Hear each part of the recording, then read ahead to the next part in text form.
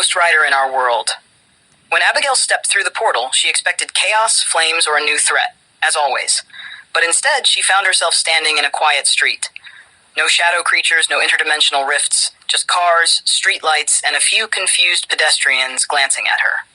Okay, this is new. She looked around. It was a city, but not one she recognized. No dystopian wars, no monsters, just people, normal people. Some were tapping on their smartphones, others were chatting, and no one seemed particularly disturbed by a flaming chain-wielding warrior standing in the middle of the street. Curious, Abigail wandered through the city. She sensed it immediately. No magic, no portals, nothing supernatural. But that didn't mean this world was without darkness. The longer she stayed, the more she realized. There were no demons, no hellish creatures here, but greed, corruption, and betrayal were everywhere. Politicians abusing power, corporations exploiting the weak, people deceiving one another. It wasn't the raging fire of hell. It was a slow, creeping darkness, and the Ghost Rider could feel it. The familiar burning began to rise within her. The flames of her curse called out, urging her to swing her chain and punish those who did evil. But then, she hesitated. "Come on, Rider. We can't just start burning everything down," she muttered to herself. I mean, it'd be ridiculously easy. But where would it end? Set the whole planet on fire? She wrestled with herself.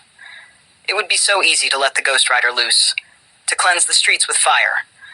But then her eyes landed on a billboard. Nicolas Cage, grinning widely, wearing a leather jacket with a flaming skull. Beneath him, the words, "Ghost Rider, the movie." Abigail stared at the poster. She couldn't help it. She burst out laughing. Wait a second, in this world, I'm a movie. Suddenly, it all made sense. The lack of magic, the confused looks from the people, the way everything felt so real, yet so strange.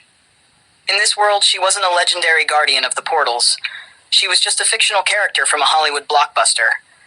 This is ridiculous, she laughed even harder. The Ghost Rider inside her went silent. The rage, the need for vengeance, it was gone. Because in the end, Abigail realized something. This world had its darkness, but she didn't belong here. Here, people were their own judges. After a few days experiencing the strangest yet most amusing adventure of her life, including a movie theater visit where she watched herself as a CGI fire demon, she stood before the glowing portal that would take her home. With one last chuckle, she shook her head. All right then, try not to get caught by your Ghost Rider. She turned and disappeared. The Watcher observes and reflects from beyond time and space. The Watcher gazed upon the scene. He had witnessed countless realities, countless universes where gods and monsters clashed. And yet, this reality was different.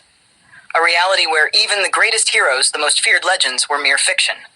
Movies, comics, stories, created by mortals who never realized that somewhere, out there, the true multiverse existed. There are universes where gods rule, the Watcher spoke softly. And then there are realities where gods and heroes are merely stories. Stories told by visionaries like Stan Lee long before they became real somewhere in existence. He paused for a moment. And yet, Abigail laughed.